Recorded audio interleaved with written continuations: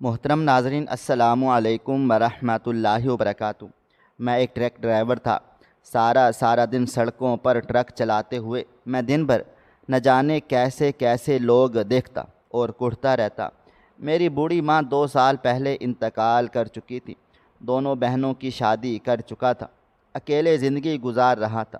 ایک دن میں کھانا کھانے کے لیے جیسے ہی ایک ہوٹل پر رکا، میری نظر ایک برقع پوش عورت پر پڑی۔ وہ ڈری سہمی سی باقی ٹرک ڈرائیوروں تک جاتی۔ کچھ لوگ اس کو گندے اشارے کرتے اور وہ آگے بڑھ جاتی۔ میرے پاس پہنچی۔ اس نے مجھے کچھ ایسا کہا جسے سن کر میری روح تک کانپ اٹھی۔ فوراً میرا ہاتھ۔ آج معمول کا دن تھا۔ میں ناشتہ کر کے ابھی گھر سے باہر آیا ہی تھا جب اچانک میرا موبائل فون بجا۔ میں سمجھا مال والے آدمی کا فون ہوگا، مگر جب جیب سے فون نکالا تو سامنے چھوٹی بہن کا نمبر جگمگا رہا تھا۔ مجھے حیرانگی ہوئی تھی کہ صبح 9 بجے یہ مجھے فون کیوں کر رہی ہے۔ میں نے فوراً سے فون ریسیو کر لیا تھا۔ ابھی میں ہیلو کہتا، اس سے پہلے ہی پیچھے سے ایک چیخ کی آواز آئی تھی اور موبائل فون بند ہو گیا تھا۔ میری جان لمحہ بھر کے لیے ایسا لگتا تھا جیسے کسی نے مٹھی میں جکڑ لی ہو۔ میں نے دوبارہ پلٹ کر فون کیا تھا، لیکن اب موبائل فون بند جا رہا تھا۔ میں الٹے پاؤں اپنی بائک کی طرف بڑھا تھا۔ میرے پاس ٹرک تھا، لیکن بہن کا گھر پاس ہی تھا۔ بلا وجہ ٹرک کیوں نکالتا؟ اس لیے میں نے بائک کا سہارا لیا تھا۔ کچھ ہی دیر میں میں اپنی بہن کے گھر کے سامنے تھا۔ گاڑی جلدی سے ایک طرف لگا کر میں جیسے ہی اس کے گھر کے پاس پہنچا، اگلا لمحہ حیران کر دینے کے والا تھا۔ اس کے گھر پر تالا لگا تھا۔ مجھے مزید پریشانی ہونے لگی۔ وہ چیخی کیوں تھی اور موبائل بند کیوں ہوا تھا؟ یہ بات میری سمجھ سے باہر تھی۔ میں نے فوراً سے دوسری بہن کو فون کیا تھا تاکہ اس سے پتہ کر سکوں سب خیریت ہے یا نہیں۔ کچھ ہی دیر کے بعد فون ریسیو ہو گیا تھا۔ ابھی میں اسے بھی کچھ کہتا، اس سے پہلے ہی اس کی طرف سے بھی ایک چیخ کی آواز آئی تھی اور موبائل فون بند ہو گیا تھا۔ یہ ماجرا کیا تھا؟ یعنی پلٹ کر دوبارہ فون کیا گیا، مگر اس دفعہ موبائل فون بند جا رہا تھا۔ میری سانسیں اکھڑنے لگیں۔ میں نے دوبارہ بائک سٹارٹ کی تھی اور اب دوسری بہن کے سسرال کی طرف بڑھا تھا، مگر اس کی طرف پہنچ کر مجھے مایوسی ہوئی تھی۔ وہاں بھی تالا لگا ہوا تھا۔ میں وہیں سر پکڑ کر بیٹھ گیا تھا۔ گھبراہٹ کے عالم میں مجھے سانس بھی نہیں آ رہی تھی۔ اللہ تعالیٰ نے مجھے چھوٹی 2 بہنوں سے نوازا تھا۔ ماں کا انتقال 2 سال پہلے ہو گیا تھا۔ میں اپنی زندگی اکیلے گزار رہا تھا، بس اپنی بہنوں پر نظر رکھتا تھا۔ کئی بار مجھے تنہائی محسوس ہوتی تھی، لیکن میں زیادہ دھیان دینا پسند نہیں کرتا تھا۔ ہاں، اکثر میرا دل بھی جلتا تھا کہ سب اپنی زندگیوں میں گمسم ہو چکے ہیں، صرف ایک میں اکیلا ہوں۔ مگر آج ان دونوں کی طرف سے اس بڑی پریشانی نے میرے اعصاب جھنجھوڑ دیے تھے۔ مجھے اب سمجھ آنے لگا تھا کہ میں اکیلا نہیں ہوں، بلکہ میری زندگی میں 2 عدد بہنیں ہیں۔ بے شک میں ان کی شادیاں ہو گئی ہیں، مگر وہ آج بھی میرے ساتھ جڑی ہوئی ہیں۔ میں نے دوبارہ ان دونوں کو ایک دفعہ فون لگایا تھا، مگر فون اب بھی بند جا رہا تھا۔ میں نے اب ان کے شوہروں کو فون لگانا شروع کر دیا تھا، مگر اس طرف بھی مجھے مایوسی ملی تھی۔ یہ کیا ماجرا تھا؟ میری سمجھ میں کچھ نہیں آ رہا تھا۔ ابھی سب سے چھوٹی بہن کے سسر کو فون کرتا، اسی پل میرے موبائل فون پر میسج جگمگایا تھا۔ میں نے فوراً سے ان باکس کھولا تھا اور اگلا لمحہ میرے لیے زندگی مل جانے والا تھا۔ سامنے سے ایک میسج جگمگا رہا تھا جس میں واضح تھا کہ میں نرمین ہوں، ہم دونوں پکنک پر آئے ہوئے ہیں۔ آپ کو بھی یہی اطلاع دینے کے لیے فون کیا تھا، مگر فون ہی بند ہو گیا۔ پیچھے بچے چیخ چلا رہے تھے، آپ کچھ الٹا نہیں سوچنا اور آپ خیریت سے ہو؟ اگر ہو سکے تو آپ بھی اس طرف کو آ جاؤ، ہم سمندر پر ہیں۔ جبکہ میں فوراً ہی اس نمبر پر کال کرنے لگا تھا، مگر دوسرا میسج مزید حیران کر دینے والا تھا۔ اس میں لکھا ہوا تھا، فون وغیرہ نہیں کرنا، یہاں پر نیٹ ورک صحیح نہیں ہے، کسی کا بھی موبائل فون نہیں لگ رہا۔ میں نے اب سکون کا سانس لیا تھا، یعنی اسی لیے ان سب کے موبائل فون بند تھے۔ یہ بات تو بالکل درست تھی۔ میری دونوں بہنوں کے بچے بہت شرارتی تھے، وہ چیخ چلا رہے ہوں گے، یہ تو طے ہی ہے۔ میں نے فی الحال ان دونوں کو ہی میسج پر سختی سے تاکید کی تھی کہ اپنا خیال رکھنا، میں اب دوسرے شہر کے لیے روانہ ہو رہا ہوں، تقریباً میری واپسی 15 دن کے بعد ہی ہوگی۔ میں نے کچھ دیر ان کے جواب کا انتظار کیا تھا۔ اکثر جب بھی میں کسی بڑے سفر کے لیے روانہ ہوتا تو دونوں سے ملاقات کر کے اور دعائیں لے کر چلا جاتا تھا، مگر اس بار نہ ان سے ملاقات ہو سکی تھی اور نہ ہی انہوں نے دعائیں دی تھی۔ میرے میسج کر دینے کے بعد کوئی جواب نہیں آیا تھا۔ فی الحال میں نے اپنا سر جھٹک کر اپنی بائک کی طرف بڑھا دیا تھا اور سیدھا گھر کی جانب روانہ ہو گیا تھا، تاکہ گھر کو تالا لگا کر بائک اندر کر سکوں اور پھر اڈے پر جا کر اپنا ٹرک لے سکوں۔ وہاں سے مجھے مال لینے کے لیے دوسرے روڈ پر بھی جانا تھا۔ ایک مختصر مسافت طے کر کے میں گھر پہنچ گیا تھا۔ میں نے بائک وغیرہ اندر کی تھی، ارادہ اب کمرے کا تالا لگانے کا تھا۔ میری کچھ مخصوص چیزیں اس کمرے میں ہی تھیں، اماں کا زیور، کچھ پیسہ اور بھی کچھ قیمتی ساز و سامان تھا۔ لیکن میں جیسے ہی کمرے کے پاس آیا مجھے الماری اپنی کچھ عجیب و غریب سی لگی۔ میں فوراً سے اندر داخل ہوا تھا اور جیسے ہی قریب آیا میرے لیے حیران کر دینے والا منظر تھا۔ الماری کا ایک پٹ کھلا ہوا تھا۔ کچھ دیر کے لیے تو میں سانس لینا ہی بھول گیا تھا۔ میں نے فوراً سے الماری کھولی تھی اور تجوری جیسے ہی کھولی، اگلا لمحہ میرے لیے موت کے برابر تھا۔ اندر امی جان کا زیور موجود نہیں تھا، پیسہ رکھا ہوا تھا لیکن زیور نہیں تھا۔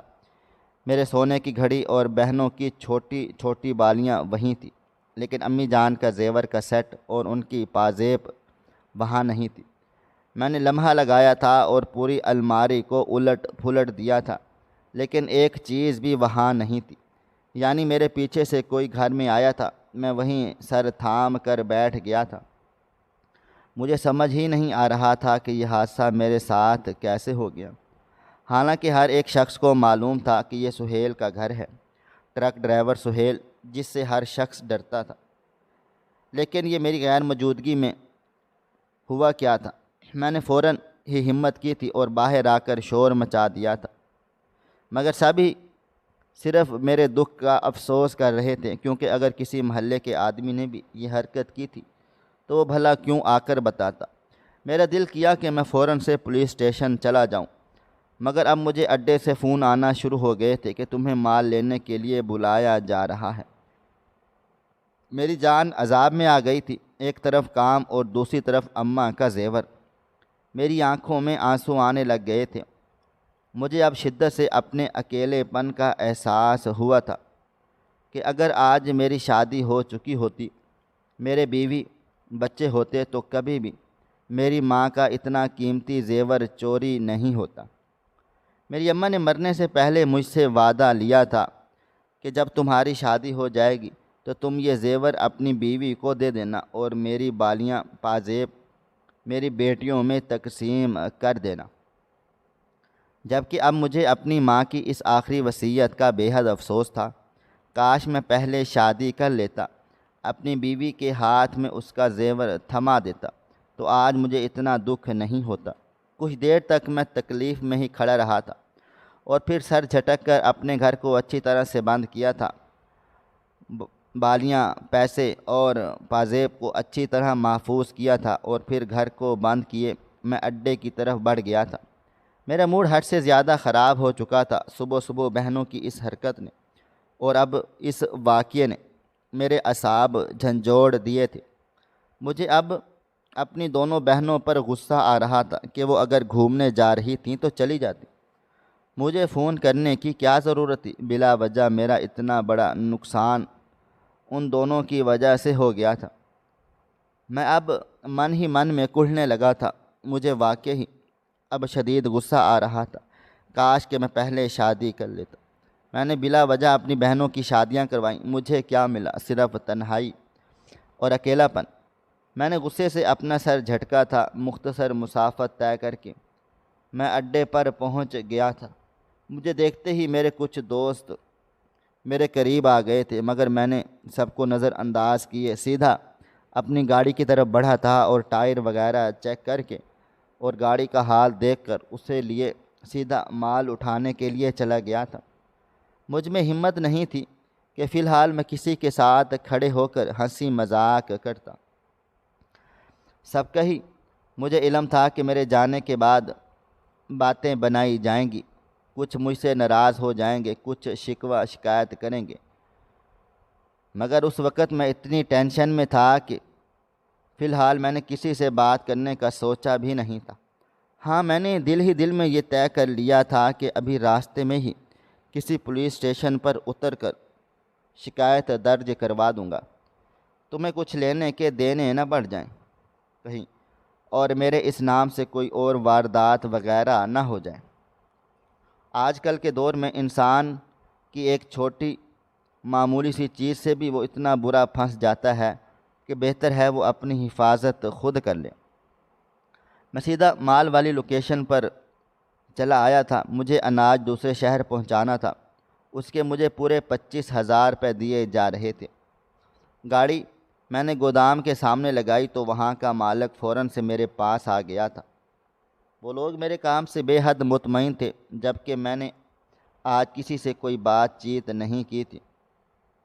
بس سلام دعا کر کے میں ایک طرف کو کھڑے ہو گیا تھا۔ یقیناً وہ مجھ سے بھاؤ تال کرنے والے تھے، مگر میں نے کسی بات کا کوئی جواب نہیں دیا تھا۔ میں نے سوچ لیا تھا کہ جب سامان پہنچا دوں گا تو آ کر بھاؤ تال کر لوں گا۔ 25,000 تو دینے ہی ہیں، اگر اس سے اوپر مل گئے تو میرا اپنا نصیب۔ مجھے اب صرف اور صرف اماں کے زیور کی ٹینشن ہو رہی تھی۔ بہنوں کی طرف سے میرا دھیان بالکل ہٹ گیا تھا، جو میری سب سے بڑی غلطی ثابت ہونے والی تھی۔ کچھ دیر کے بعد میں سامان لوڈ ہونا شروع ہو گیا تھا۔ مالک میرے قریب آ کر کھڑا ہو گیا تھا۔ میں کچھ کہتا اس سے پہلے ہی وہ میرا ہاتھ تھام کر بولا، کیا ہوا سہیل بھائی، آپ ہم سے ناراض ہیں؟ جبکہ میں سر نفی میں ہلاتے ہوئے بولا، نہیں، بس آپ سامان لوڈ کروائیں، مجھے نکلنا ہے، ویسے ہی بہت دیر ہو گئی ہے، اس کے بعد اگلا سامان بھی مجھے اٹھانا ہے۔ جبکہ وہ بولا، کچھ کاغذاتی کارروائی کرنی تھی، مگر آپ کا تو مزاج ہی آج الگ الگ لگ رہا ہے۔ میں نے ایک نظر ان پر ڈالی تھی اور غصے سے بولا، میں کوئی غیر آدمی ہوں؟ ہر بار آپ کا سامان میں ہی تو لے کر جاتا ہوں، آپ کو کس بات کا ڈر ہے کہ میں آپ کا سامان لے کر بھاگ جاؤں گا؟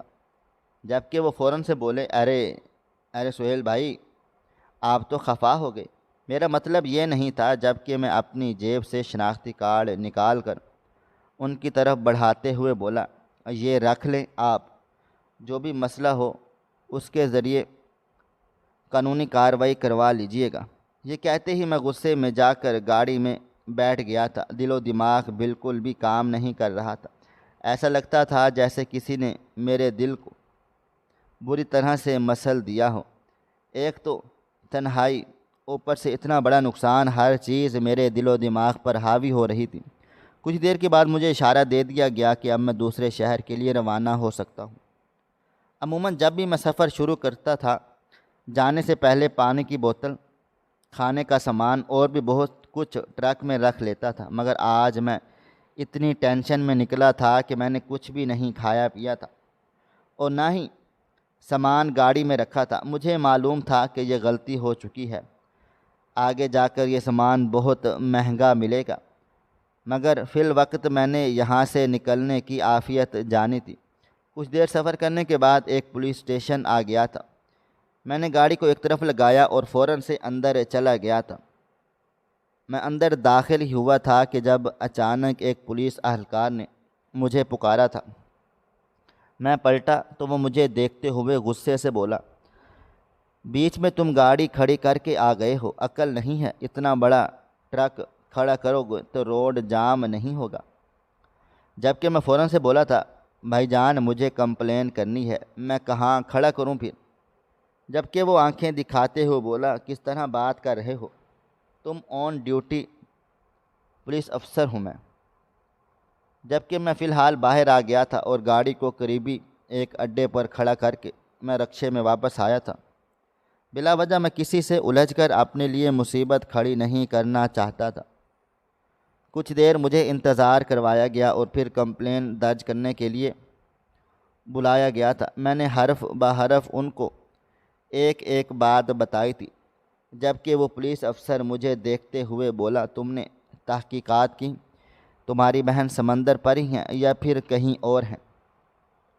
جبکہ میں فوراً سے بولا، اور کہاں جا سکتی ہیں، دونوں کا آنا جانا بہت ہے اور وہ دونوں ساتھ ہی ہوں گی۔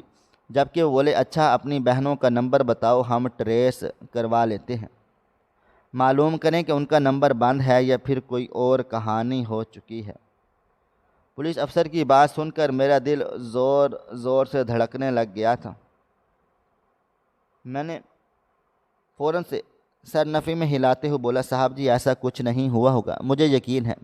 جبکہ پولیس افسر نمبر درج کرتے ہوئے بولا، آج کل ایسے ہی واردات ہوتی ہیں، دونوں کا تم ایک ہی طریقہ کار بتا رہے ہو، چیخ کی آواز، اس کے بعد موبائل فون کا بند ہو جانا، دوبارہ جب تم فون کر رہے ہو تو نمبر بند ہے۔ فوراً سے تم ان کے گھر بھی جا پہنچے، لیکن دونوں کے گھر میں تالا ہے، یہ کوئی عام بات نہیں لگ رہی ہے۔ اور وہ نمبر بھی دو جس سے تمہیں میسج آیا ہے۔ میں نے فوراً سے موبائل فون نکالا اور ان کو تینوں نمبر درج کروا دیے تھے۔ جبکہ وہ مجھے دیکھتے ہوئے بولے، فی الحال تم جا سکتے ہو، جیسے ہی کوئی خبر آئے گی میں تمہیں اطلاع کر دوں گا، اور زیور کے لیے پریشان نہ ہو، ہم ایڑی چوٹی کا زور لگا دیں گے تمہاری مدد کرنے کے لیے، باقی اب اللہ مالک ہے۔ ان کی بات سن کر میں نے ان کا بے حد شکریہ ادا کیا تھا اور سیدھا اڈے کی طرف بڑھا تھا تاکہ گاڑی لے کر میں اب دوسرے شہر کی طرف روانہ ہو سکوں۔ مجھے اب اپنی بہنوں کی ٹینشن بھی ہو رہی تھی۔ مجھے اب غصہ ہی آنے لگا تھا کہ اس دفعہ میں نے مال لوڈ کروایا ہی کیوں تھا، واقعی مجھے تحقیقات کر لینی چاہیے تھی۔ وقت کی رفتار نہ کبھی تھم سکی ہے اور نہ ہی کبھی تھم پائے گی۔ مجھے مال پہنچانا تھا جس کی وجہ سے میں اس شہر میں نہیں ٹھہر سکتا تھا۔ کچھ ہی دیر بعد میں اب ہائی وے کے روڈ پر آ گیا تھا، اس بات سے بے خبر کہ پیچھے میری زندگی میں کتنا بڑا طوفان کھڑا ہونے والا ہے۔ میں اتنی ٹینشن میں تھا کہ میں نے صبح سے کچھ کھایا پیا بھی نہیں تھا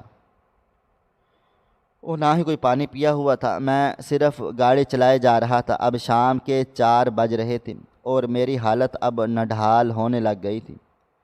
جس انسان نے صبح ناشتہ نہ کیا ہو، پانی نہ پیا ہو، اس کی ایسی حالت ہونا بجا ہے۔ انسانی جسم کو کھانے کی خوراک لازمی چاہیے ہوتی ہے اور قیمت پر۔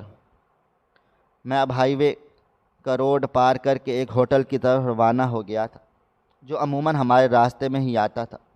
گاڑی میں نے وہاں قریبی گیراج میں کھڑی کی تھی اور اب کھانے کے لیے میں ہوٹل کی طرف بڑھ گیا تھا۔ شام کے سائے چاروں جانب پھیل چکے تھے۔ مجھ سے پہلے بھی وہاں پر کئی ٹرک والے بیٹھے ہوئے تھے اور سب اسی ہوٹل کو زیادہ تر آرام کرنے کے لیے اور کھانے پینے کے لیے استعمال کرتے تھے۔ میں نے جاتے ہی چھوٹے کو پکارا تھا اور کھانے کا آرڈر دے دیا تھا اور ساتھ میں ایک کمرہ بھی بک کروا لیا تھا تاکہ میں کچھ دیر کمر سیدھی کر سکوں۔ تھوڑی دیر کے بعد اس بچے نے مجھے کھانا لا کر دے دیا تھا، مگر مجھے اتنی زیادہ نڈھالی ہو رہی تھی کہ کھانا کھانے کا بھی من نہیں ہو رہا تھا۔ میرے دل و دماغ میں صرف اور صرف میری ماں کا زیور چل رہا تھا۔ ابھی میں کھانے کی طرف ہاتھ بڑھاتا جب اچانک میری نظر سامنے کی طرف چلی گئی تھی۔ میں نے غور سے اس عورت کو دیکھا تھا۔ وہ برقعے میں تھی، حجاب پہن رکھا تھا، نقاب نہیں تھا۔ دیکھنے میں کافی پرکشش معلوم ہو رہی تھی مگر کافی ڈری سہمی ہوئی تھی۔ میرا ہاتھ ہوا میں رکا ہوا تھا اور میں یک ٹک اس لڑکی کو دیکھتا جا رہا تھا اور وہ میرے سامنے ہی بغل والی چیئر ٹیبل کے پاس گئی تھی اور وہاں پر 2 آدمی بیٹھے ہوئے تھے۔ وہ دھیمی آواز میں ان سے کچھ کہنے لگی تو اچانک ہی وہ دونوں اس کی بات سن کر زور زور سے ہنسنے لگ گئے تھے اور پھر اسے گندے اشارے کرتے ہوئے اپنی گود میں بیٹھنے کا بول رہے تھے، جبکہ وہ یکدم گھبرا کر دوسری ٹیبل کی طرف بڑھ گئی تھی۔ میں نے ایک لمحے کے لیے سوچا تھا کہ اپنی جگہ سے کھڑے ہو کر اس سے اس کا مسئلہ دریافت کرتا ہوں۔ میری بھی تو 2 بہنیں ہیں اور اسی کی عمر کی ہیں۔ ایک عورت پریشان ہو رہی ہے تو اس کی پریشانی کا مذاق نہیں بنانا چاہیے۔ زیادہ تر ٹرک ڈرائیور اپنی ہوس مٹانے کے لیے کس بھی حد تک چلے جاتے ہیں، لیکن میں ان میں سے ہرگز نہیں تھا۔ مجھے اپنے نفس پر قابو رکھنا بخوبی آتا تھا، مگر فی الحال میں نے اپنا سر جھٹک دیا تھا اور کھانے کی طرف دھیان دیا تھا۔ بلا وجہ میں کسی کے معاملے میں دخل دے کر خود پر مصیبت نہیں لانا چاہتا تھا، اس لیے چپ چاپ کھانا تناول کرنے لگا۔ ابھی میں نے 2-4 لقمے ہی لیے تھے جب اچانک دائیں جانب سے آدمیوں کے ہنسنے کی آواز آئی تھی۔ میں نے جیسے ہی اس طرف دیکھا تو وہ عورت وہیں کھڑی ہوئی تھی اور نہ جانے جھک کر ان لوگوں سے کیا کہے جا رہی تھی کہ وہ بھی ہنسنے لگ گئے تھے۔ مجھے اب ٹینشن ہونے لگ گئی تھی۔ یہ لڑکی بلا وجہ اپنا مذاق بنا کر سب مردوں کی نظروں میں آ رہی تھی۔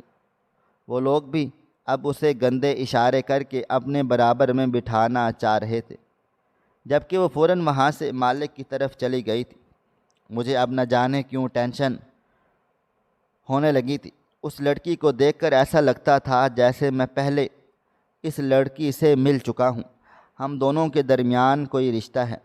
وہ لڑکی اب ہوٹل کے مالک سے کوئی بات چیت کر رہی تھی، جبکہ وہ بھی اب دھیرے دھیرے اس کی بات سن کر مسکرانے لگا تھا۔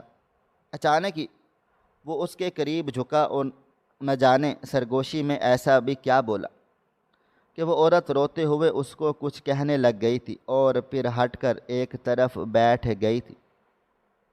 میں اب اس کا انتظار کرنے لگا تھا کہ وہ چل کر ایک دفعہ میرے پاس آ جائے۔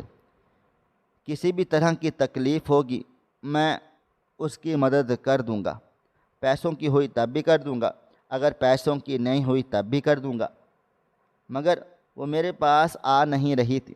کچھ دیر تک میں نے انتظار کیا تھا، مگر اس کو مسلسل روتا ہوا دیکھ میں 2 نوالے کے بعد اگلا نوالہ اپنے منہ میں ڈال ہی نہیں پایا تھا اور فوراً سے اپنی جگہ سے اٹھ کر اس کی ٹیبل کی طرف بڑھ گیا تھا۔ کافی مردوں کی نظریں اسی پر ہی گھڑی ہوئی تھی، کسی میں لیکن ہمت نہیں تھی کہ اس کے پاس جا کر کوئی غلط حرکت کرتا، کیونکہ یہ ایک پبلک پلیس تھا۔ یہاں پر کچھ بھی الٹا سیدھا ہوتا تو عوام اس آدمی کو جوتے مارتی۔ میں تحمل سے اس کی کرسی کے برابر والی کرسی میں جا کر بیٹھ گیا تھا۔ مجھے بیٹھتا ہوا دیکھ وہ فوراً سے کھڑی ہو گئی تھی، جبکہ میں اس کو دیکھتے ہوئے بولا، محترمہ بیٹھ جاؤ، جو بات ہے مجھے بتاؤ، سب کے پاس جا کر اپنی فریاد مت کرو۔ میری بات سن کر اس نے ایک لمحہ مجھے دیکھا تھا اور پھر اچانک روتے ہوئے بولی، سہیل آپ یہاں پر ہیں؟ جبکہ میں حیران ہوا تھا، اس لڑکی کو میرا نام کیسے پتہ؟ میں ابھی کچھ کہتا اس سے پہلے ہی وہ میرا ہاتھ تھام کر میرے قدموں میں بیٹھ گئی تھی اور اپنا سر میرے ہاتھ پر ٹکا کر زاروں قطار رونے لگ گئی تھی۔ اس کا رونا میری سمجھ سے باہر تھا۔ میں اس خاتون کو دیکھتے ہوئے بولا، آپ کون ہو محترمہ؟ آپ رو کیوں رہی ہو؟ آپ نیچے سے اٹھو اور یہاں بیٹھو، مجھے بتاؤ ہوا کیا ہے، اور آپ مجھے جانتی کیسے ہو؟ میرا نام وغیرہ آپ کو کیسے پتہ ہے؟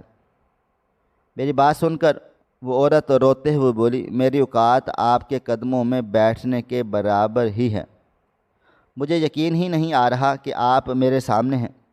میں نے سوچا بھی نہیں تھا کہ زندگی میں میری ملاقات آپ سے کبھی ہو پائے گی۔ آپ کیسے ہو اور آپ کی بہنیں اور امی جان کیسی ہیں؟ اس کی بات سن کر نہ جانے کیوں مجھے اب گھبراہٹ ہونے لگ گئی تھی۔ جس انداز سے میں وہ لڑکی بات چیت کر رہی تھی، اس سے یہ ثابت ہو چکا تھا کہ یہ مجھ سمیت میرے پورے خاندان کو جانتی ہے۔ یقیناً یہ میری ماں کی رشتہ دار ہے یا پھر بہنوں سے اس کا کوئی تعلق ہے، کیونکہ میں تو اس لڑکی کو جانتا ہی نہیں تھا۔ ابھی میں مزید کچھ کہتا ہوں اس سے پہلے ہی ہوٹل کے کچھ مرد اور ہوٹل کا مالک ہمارے قریب آ گئے تھے اور مجھے دیکھتے ہوئے بولے، کیا ہوا؟ لڑکی کو چھیڑ رہے ہو؟ اس کی مجبوری کا فائدہ اٹھانا چاہتے ہو؟ میں ابھی جواب دیتا اس سے پہلے ہی وہ ان سب کے سامنے کھڑی ہوتے ہوئے بولی، اپنے جیسا ہر کسی کو مت سمجھو، یہ میری مدد کر رہے ہیں، جاؤ یہاں سے، یہ میرے رشتہ دار ہیں۔ وہ اس طرح سے بولی تھی کہ لمحے بھر کے لیے ایسا لگا تھا کہ میں نے واقع اس لڑکی کو کہیں دیکھا ہوا ہے اور ہماری پہلے بھی ملاقات ہو چکی ہے۔ اس لڑکی کی بات سن کر وہ مرد آپس میں بات کر کے چلے گئے تھے، جبکہ وہ لڑکی میری طرف مڑ کر بولی کہیں اور بیٹھ کر بات کریں، یہ جگہ اچھی نہیں ہے اور یہاں پر لڑکیوں کو برے برے القابات سے نوازا جاتا ہے۔ جبکہ میں اس کو دیکھتے ہوئے بولا ہاں یہ ایک ڈھابا ہے اور یہاں مرد ہوتے ہیں، عورتیں نہیں۔ تم ہو کون؟ مجھے اپنا نام وغیرہ بتاؤ، کیا تم واقعی میرے رشتہ دار ہو؟ جبکہ وہ مجھے دیکھتے ہوئے بولی فی الحال آپ کو اپنے گھر واپس لوٹ جانا چاہیے، آپ کی فیملی کو آپ کی اشد ضرورت ہے۔ میں یہاں پر کب سے؟ ابھی وہ اپنا جملہ مکمل کرتی اچانک ڈھابے پر یکا یک 4 فائر ہوئے تھے۔ میں بے ساختہ اسے لے کر نیچے بیٹھا تھا، ورنہ ممکن تھا کہ ہم دونوں میں سے گولی کسی ایک کو لگ جاتی۔ پورا ڈھابا سناٹے میں آ گیا تھا۔ فائر کرنے والے 2 لڑکے تھے جو بائک پر تھے اور فوراً ہی منظر سے غائب ہو گئے تھے۔ میں فوراً سے ہوش میں آیا تھا اور اپنی جگہ سے کھڑا ہوا، جبکہ وہ لڑکی نیچے بیٹھے بیٹھے روتے ہوئے یہ جملہ حملہ کسی اور پر نہیں ہوا بلکہ آپ پر ہوا ہے، آپ فوراً سے یہاں سے چلے جائیں ورنہ آپ کی جان کو سخت خطرہ ہے اور بہتر ہے کہ آپ جلدی سے اپنے گھر واپس لوٹ جائیں، آگے آپ کے لیے بہت زیادہ مشکل ہو جائے گی۔ اس عورت کی باتیں سن کر میں نے فوراً سے اس کا ہاتھ تھام لیا تھا اور اس کو دیکھتے ہوئے بولا میں تمہیں یہاں چھوڑ کر نہیں جاؤں گا، تم جو بھی ہو میرے ساتھ چلو۔ جبکہ وہ سر نفی میں ہلاتے ہوئے بولی اگر میں آپ کے ساتھ چلی گئی تو مصیبت آپ کے پیچھے پیچھے آئے گی، کیونکہ آپ کی زندگی کی حقیقت مجھے ہی پتہ ہے۔ فی الحال میں آپ کے ساتھ نہیں جا سکتی، لیکن میں آپ سے رابطہ ضرور کروں گی، مجھے اپنا موبائل نمبر دے دیں۔ مگر میں ضد پر اڑ گیا تھا کہ اگر تمہیں میری مدد کرنی ہے تو میرے ساتھ چلو۔ میری عزت کرنے پر وہ لڑکی کچھ دیر تک خاموش رہی تھی اور پھر سر میں ہاں میں ہلا کر بولی اچھا ٹھیک ہے میں آپ کے ساتھ چل لیتی ہوں، لیکن آپ مجھ سے وعدہ کر لیں کہ آپ آدھے راستے میں مجھے اتار دیں گے، کیونکہ اگر میں آپ کے گھر پہنچ گئی یا آپ کے علاقے کی حدود میں نے قدم رکھ لیا تو بہت بڑی مشکل آ جائے گی۔ اس عورت کی باتیں مجھے حیرت میں مبتلا کر رہی تھی، آخر وہ کہنا کیا چاہتی تھی؟ میں تو اس کو دیکھتے ہوئے بولا میں تو کہیں بھی نہیں جا رہا، جو ہونا ہوگا ابھی ہو جائے گا۔ مجھے یہ بتاؤ تم کون ہو اور میرے بارے میں یہ سب کیسے جانتی ہو؟ الٹی سیدھی باتیں کر کے میرا دماغ خراب مت کرو، تم مجھے صرف اور صرف اذیت دے رہی ہو، اور یہ حملہ کیوں ہوا تھا؟ اگر تمہیں کچھ پتہ ہے تو پلیز بتاؤ تاکہ میں پولیس میں رپورٹ درج کروا سکوں۔ میری بات سن کر وہ چند لمحے اضطرابی کی کیفیت میں مبتلا رہی تھی اور پھر مجھے دیکھتے ہوئے بولی اچھا ٹھیک ہے میں آپ کے ساتھ چلتی ہوں، ہم ٹرک کے اندر ہی بات کریں گے۔ میں نے حیرت سے اس عورت کو دیکھا تھا، اس کو یہ بھی معلوم تھا کہ میں ٹرک ڈرائیور ہوں۔ خیر میں نے اس بات پر دھیان نہیں دیا تھا۔ جس لڑکی کو میرا نام پتہ ہے، میری ماں میری بہنوں کا پتہ ہے، اس کو اس بات کا لازمی علم ہوگا کہ میں ایک ٹرک ڈرائیور ہوں۔ میں اسے لیے اپنے ٹرک کے پاس آ گیا تھا، اسے ہاتھوں کی مدد سے اوپر چڑھایا تھا اور پھر خود بھی چڑھ کر بیٹھ گیا تھا۔ میرے بیٹھتے ہی وہ فوراً سے بولی تھی فی الحال یہاں سے چلو اور گاڑی کو موڑ لو، آگے نہیں جانا، آگے خطرہ ہے۔ اس کی باتیں مجھے حیران کر رہی تھیں، مگر فی الحال میں نے اس کی بات پر عمل ہی کیا تھا اور گاڑی کو موڑ کر میں سیدھا گھر کی جانب روانہ ہو گیا تھا۔ ساتھ ہی ساتھ میں نے آگے پیغام پہنچا دیا تھا کہ میں ابھی نہیں نکلا ہوں، مجھے تھوڑا وقت لگ جائے گا، اور میں نے جہاں سے مال اٹھایا تھا وہاں پر بھی پیغام چھوڑ دیا تھا۔ انہوں نے تھوڑا اعتراض کیا تھا کہ جب تم مال لے کر نکل گئے ہو تو پھر واپس کیوں آ رہے ہو؟ مگر میں نے فی الحال انہیں جیسے تیسے کر کے باتوں میں الجھا لیا تھا۔ ابھی گاڑی روڈ پر آئی ہوئی تھی، جبھی وہ مجھے دیکھتے ہوئے بولی، آپ نے اپنی ماں کے زیور کے چوری کی شکایت پولیس میں کروائی ہے یا نہیں، اور اپنی بہنوں کی خیر خبر لی ہے؟ اس لڑکی کی بات سن کر اس بار مجھے شدید جھٹکا لگا تھا۔ اگر میں اس وقت ٹرک کی بجائے کوئی اور گاڑی چلا رہا ہوتا تو میں لازمی بریک لگا لیتا۔ میں اس کی جانب حیران ہو کر دیکھتے ہوئے بولا، تمہیں کیسے پتا کہ میری ماں کا زیور چوری ہوا ہے؟ تم تو وہاں تھی بھی نہیں اور تم یہاں پر ہو۔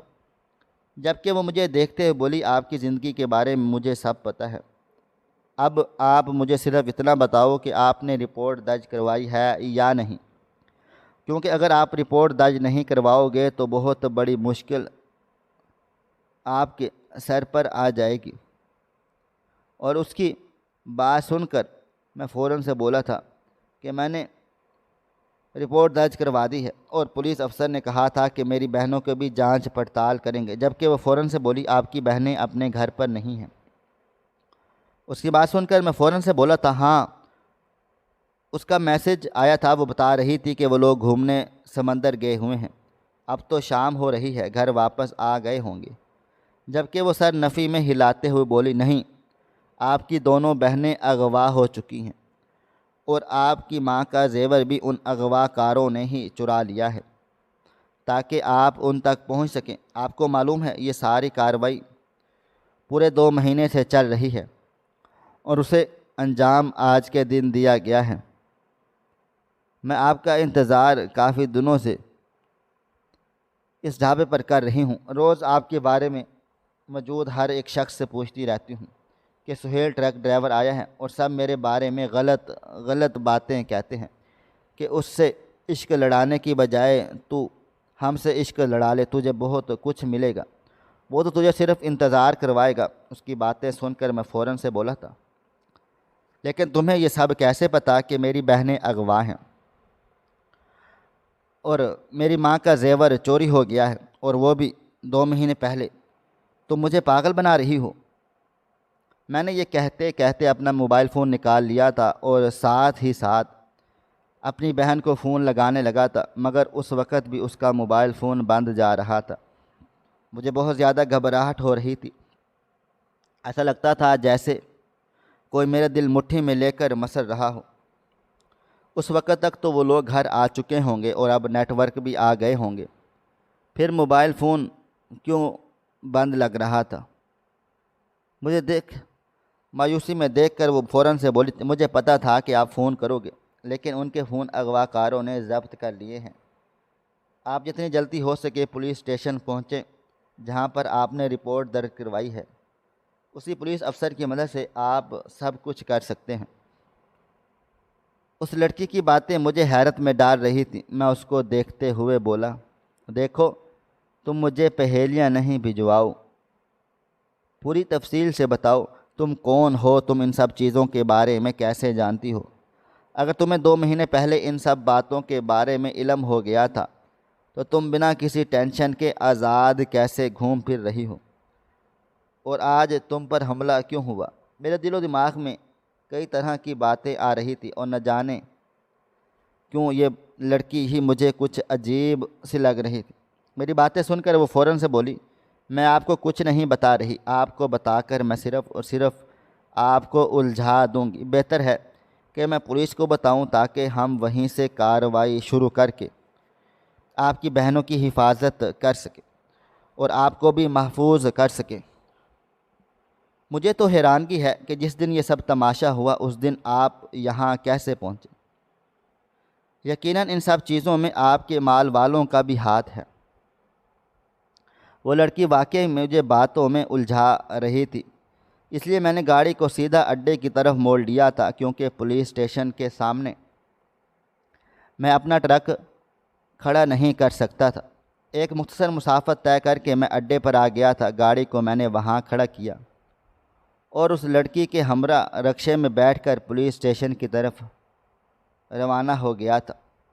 وہ مجھے دیکھتے ہوئے بولی، مجھ پر بھروسہ رکھنا، میں تمہارے لیے کبھی بھی غلط نہیں چاہوں گی، بس انجانے میں سب کچھ مجھے پتہ چل گیا ہے، اور میں شکر ادا کرتی ہوں کہ اچھا ہوا مجھے پتہ چل گیا اور موقع پر ہماری ملاقات ہو گئی، ورنہ تم آج اپنا سب کچھ ہار دیتے۔ اس کی باتیں سن کر مجھے اندر ہی اندر گھٹن ہونے لگ گئی تھی۔ مجھے میری بہنیں شدت سے یاد آ رہی تھی۔ واقعی مجھے اب ان دونوں کی طرف سے ٹینشن ہو رہی تھی۔ اماں کے مرنے کے بعد ان دونوں کو اپنی بیٹیوں کی طرح پالا پوسا تھا۔ ان دونوں کی شادیاں اپنے ہاتھوں سے کروائی، ایک تو حاملہ تھی اور دوسری کا ایک بہت ہی پیارا سا معصوم سا بیٹا تھا۔ میں ان دونوں کو کسی بھی قسم کی تکلیف نہیں دینا چاہتا تھا، ان دونوں کو سکون سے زندگی گزارنے دینا چاہتا تھا۔ مجھے غصہ آنے لگا کہ میں نے ایسی فضول باتیں کیوں سوچی ہوئی ہیں، ان دونوں کی شادی میں نے کیوں کی اور ان دونوں کی زندگیاں کیوں سنواری ہیں۔ اپنی زندگی سنوارتا، مگر آج مجھے احساس ہو رہا تھا کہ مجھے اپنی بہنوں سے کتنی محبت تھی۔ میری آنکھوں میں نمی جمع ہو گئی تھی۔ میں مسلسل اپنی بہنوں سے رابطہ کرنے کی کوشش کر رہا تھا۔ چھوٹی کے پورے سسرال کا نمبر میرے پاس تھا، میں نے سب کو فون کر لیا تھا، لیکن کسی ایک کا بھی نمبر نہیں لگ رہا تھا۔ بڑی والی کے سسرال والوں کے کچھ لوگوں کا نمبر میرے پاس تھا، لیکن ان کا نمبر بھی نہیں لگ رہا تھا۔ میرا دل چاہ رہا تھا کہ پولیس اسٹیشن جانے کی بجائے میں اپنی بہنوں کے گھر چلا جاتا ہوں اور وہاں جا کر دیکھتا ہوں، کیا پتہ وہ لوگ آ چکے ہوں اور تھک ہار کر سو رہے ہوں۔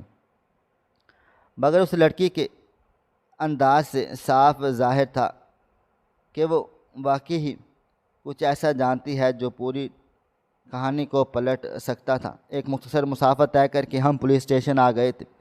کرایہ وغیرہ دے کر میں اس لڑکی کے ہمراہ پولیس اسٹیشن میں داخل ہوا، مگر اگلا ہی لمحہ حیران کر دینے والا تھا۔ وہ افسر جس کے پاس میں نے اپنی رپورٹ درج کروائی تھی، وہ فوراً سے میرے قریب آیا تھا اور مجھے دیکھتے ہوئے بولا، میں آپ کو کب سے فون کر رہا ہوں، آپ کہاں تھے؟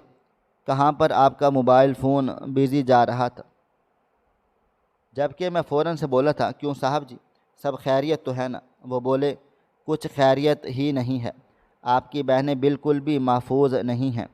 آپ کو غلط خبر دی گئی ہے کہ آپ کی بہنیں سمندر گھومنے گئی ہوئی ہیں، بلکہ ان کو اغوا کر لیا ہے۔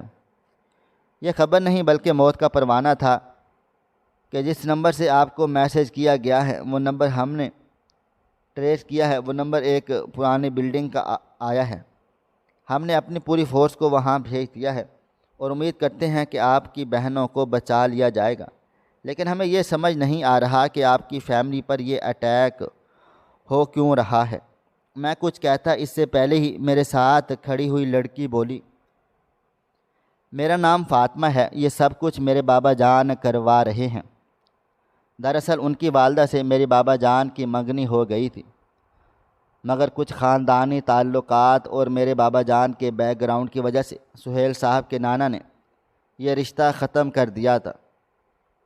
اس وقت میرے بابا بہت کمزور تھے اور ان کے پاس ذرائع نہیں تھے کہ وہ بدلہ لے پاتے، اس لیے اب جب ان کے پاس تعلقات بھی ہیں، ذرائع بھی ہیں اور پاور بھی ہے، انہوں نے ان کے نانا سے بدلہ لینے کے لیے ان کی بیٹیوں پر حملہ کروایا ہے اور بیٹے کو چوری میں الجھا کر بہنوں سے دھیان ہٹا دیا، اور میں ان کے کام والوں سے ہاتھ ملا کر انہیں دوسرے شہر بھیج دیا ہے تاکہ یہ اپنے معاملات میں مصروف ہو جائیں، اور ان کی بہنوں کے سسرال والوں کو یرغمال بنایا ہوا ہے۔ اب محفوظ ہیں، صرف ان کی بہنیں اغوا ہوئی ہیں۔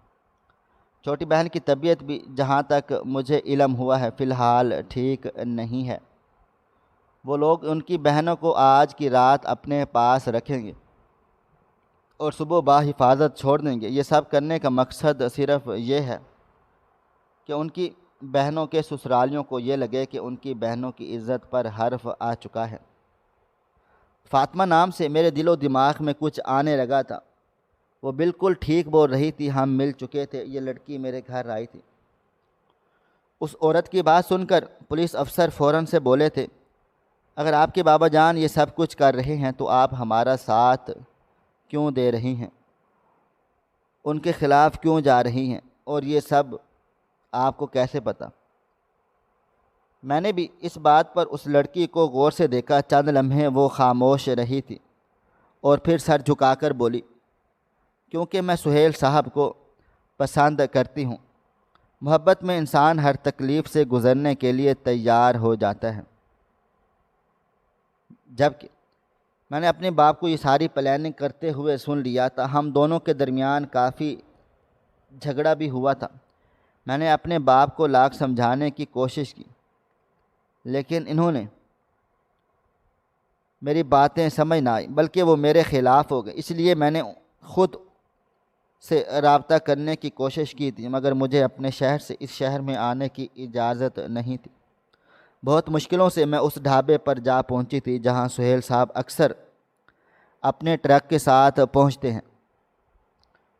بابا نے آج کی تاریخ ہی یہ سب کام کے لیے مختص کی گئی تھی، اور مجھے یقین تھا کہ سہیل صاحب اس ڈھابے پر ضرور آئیں گے، اس لیے میں سبھی سے پوچھے جا رہی تھی، اور اللہ تعالیٰ کی کرنی ایسی ہوئی کہ انہوں نے براہ راست مجھ سے بات کر لی۔ ان کا زیور بھی انہیں صبح مل جائے گا، صرف آج کی رات ان کی بہنوں کو رکھا جائے گا، اور مجھے اچھی طرح سے معلوم ہے کہ ان کی بہنوں کو کوئی بھی ہاتھ نہیں لگا سکتا۔ میرے بابا جان غصے کے بہت زیادہ تیز ہیں، بدلہ لینے پر وہ یقین رکھتے ہیں، لیکن کبھی بھی بہن بیٹیوں کی عزت خراب نہیں کرتے۔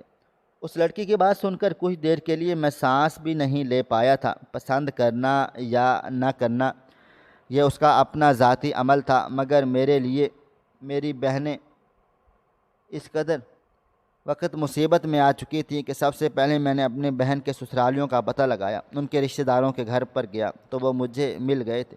میں نے بیٹھ کر مکمل تفصیل ان کو بتائی تھی، اور فاطمہ نے بھی ان کو سب چیزیں سمجھا دی تھی، اور اب میں اپنی بہنوں کے سسرالیوں کی طرف سے مکمل طور پر مطمئن ہو گیا تھا، مگر ٹینشن میں میرا دل و دماغ ابھی تک بھی اٹکا ہوا تھا۔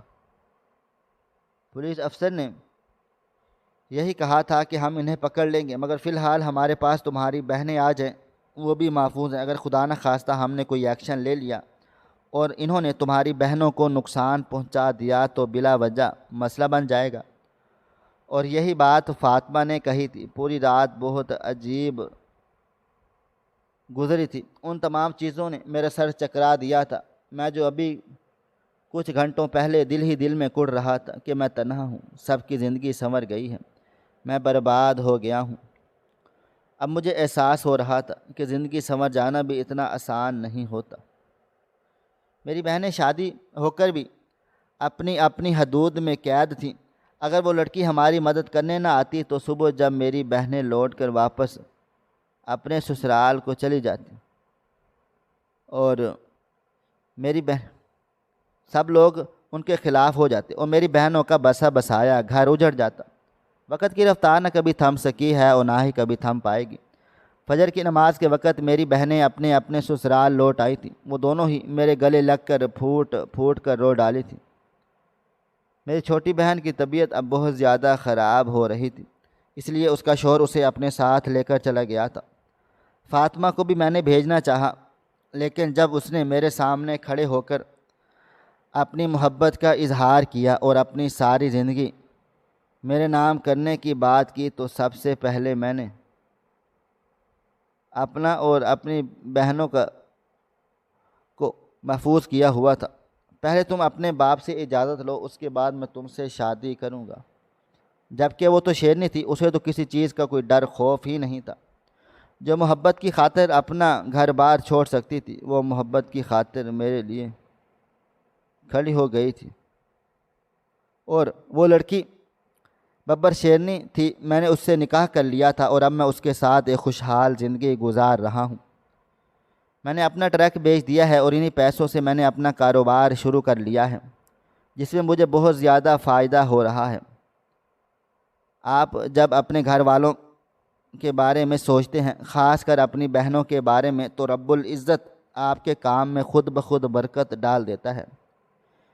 میرا رب ایک بہت کریم ہے، وہ 70 ماؤں سے زیادہ پیار کرنے والا ہے، بھلا وہ کیسے اپنے بندوں کو تکلیف دے گا۔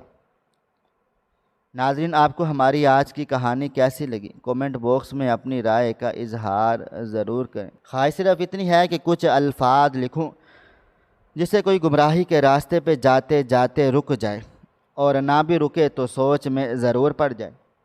دوستو، امید کرتا ہوں کہ آپ کو یہ ہماری کہانی پسند آئی ہوگی۔ کہانی پسند آئی ہو تو ویڈیو کو لائک کریں، کومنٹس کریں، شیئر کرنا بالکل بھی نہ بھولیں۔ اور ہاں، اگر آپ لوگ اس چینل پر نئے ہیں تو اس چینل کو سبسکرائب ضرور کر لیں اور نوٹیفیکیشن کو ضرور دبا دیں تاکہ آنے والی کہانی سب سے پہلے آپ کو مل سکے۔ ملتے ہیں کل ایک نئی اور دلچسپ کہانی کے ساتھ، تب تک اپنا ڈھیر سارا خیال رکھیے گا۔ اللہ حافظ۔